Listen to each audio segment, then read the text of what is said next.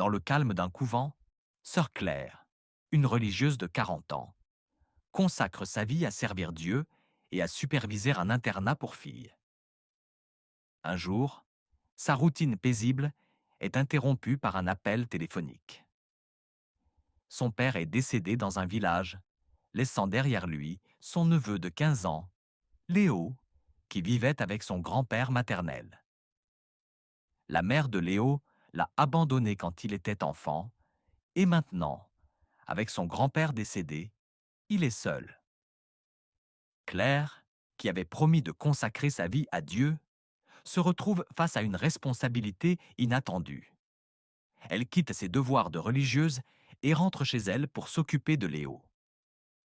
Cette nuit-là, Claire regarde une photo de Léo, son cœur lourd du poids de ce nouveau rôle. Elle se rend au village pour assister aux funérailles de son père. Là, elle rencontre Léo, un garçon sous le choc, luttant contre la perte de son grand-père.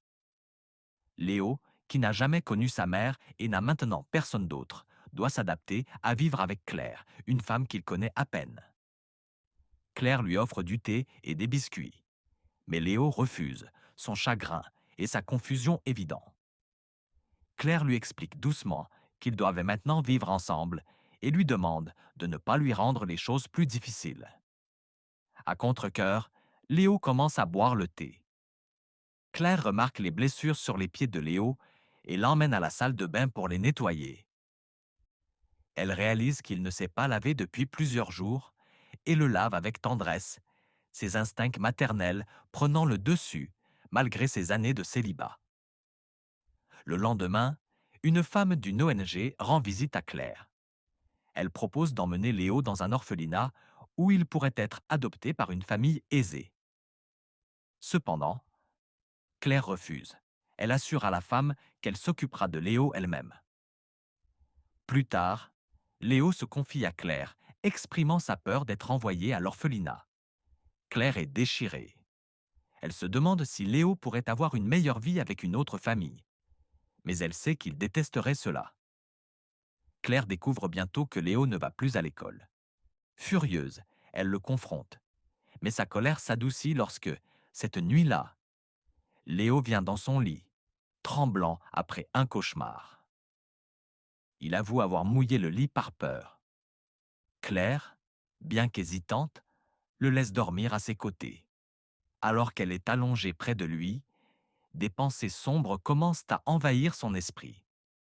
Elle se souvient avoir lavé Léo, ses mains tremblant en se rappelant l'intimité de l'acte. Le lendemain matin, Claire prie avec ferveur, demandant pardon à Dieu pour ses pensées impures. Après l'école, Léo rentre à la maison, ses pieds sales après avoir joué. Claire l'emmène se laver à nouveau, ses mains s'attardant pendant qu'elle le lave. Elle remarque une marque rouge sur son ventre, une infection qui nécessite des soins médicaux. Léo se sent gêné, mais Claire insiste pour qu'ils aillent chez le médecin le lendemain. Cette nuit-là, les pensées de Claire dérivent à nouveau vers Léo, et elle se punit en attachant un fil de métal autour de ses cuisses, la douleur servant de pénitence pour ses désirs pécheurs. Cela devient son rituel. Chaque fois que des pensées impures surgissent, elle s'inflige de la douleur, cherchant l'absolution par la souffrance. Claire emmène Léo chez le médecin qui lui prescrit des médicaments pour l'infection. Claire prend soin de lui avec dévouement et Léo commence à s'ouvrir à elle, sa confiance en elle grandissant. Cependant, Claire doit se rendre en ville pour le travail et décide d'emmener Léo avec elle. Il visite l'internat où Claire travaillait autrefois et elle se confie à sa supérieure, sœur Marie, au sujet de ses luttes. Marie lui conseille de prier pour trouver force et guidance.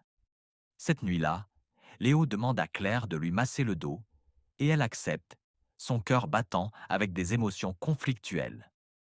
Alors que Léo s'endort, Claire s'allonge à côté de lui, son esprit tourmenté par la culpabilité et le désir. Le lendemain matin, elle se réveille à côté de lui, horrifiée par ses actions. Malgré ses efforts pour se distancer, Claire se sent de plus en plus attirée par Léo. Ses désirs refoulés refaisant surface après des années de célibat. Claire reçoit un appel l'informant que la mère de Léo, Isabelle, vient le chercher. Désemparée, Claire consulte un avocat qui lui explique que si Léo souhaite partir avec sa mère, elle ne peut rien y faire.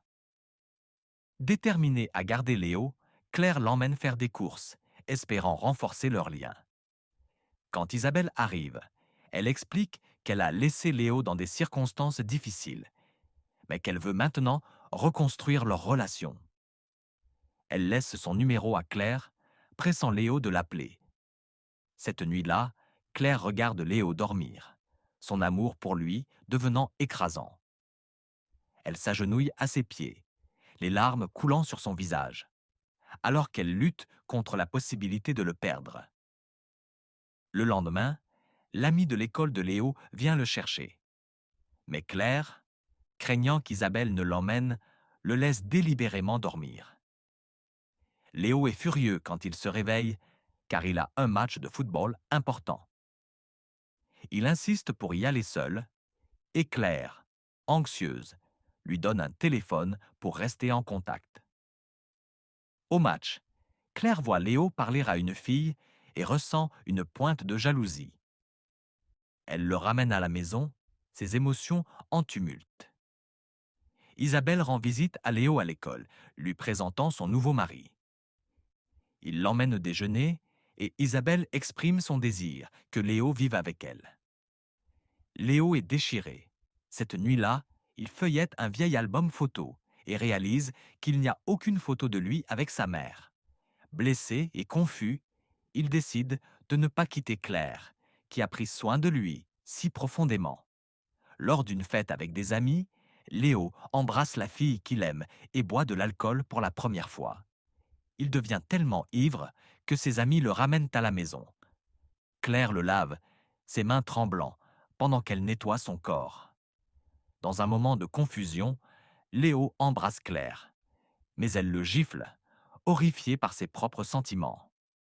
Le lendemain, Claire prie pour le pardon, consumée par la culpabilité. Léo se prépare à partir avec Isabelle, confrontant Claire à son silence concernant la visite de sa mère.